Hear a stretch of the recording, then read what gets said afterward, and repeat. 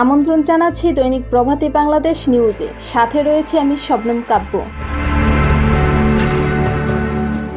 ঈদের শেষ ছুটি কাটাতে এবং প্রকৃতির সৌন্দর্য উপভোগ করতে দূর দূরান্ত থেকে দর্শনার্থীদের ভিড় জমেছে নরসিংদীর গোল্ডেন স্টার পার্কটিতে।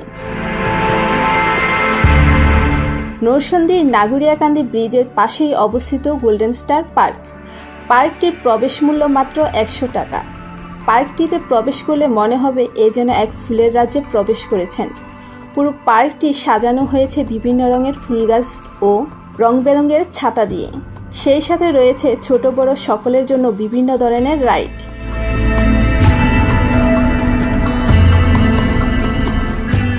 এবং পার্কের ভেতরেই রয়েছে রেস্টুরেন্টের ব্যবস্থা। যারা ভ্রমণপ্রেমী প্রকৃতির মাঝে হারাতে চান তারা তাদের পরিবার ও প্রিয়জনদের নিয়ে ঘুরে আসতে পারেন এই মনোমুগ্ধকর গোল্ডেন স্টার পার্ক থেকে।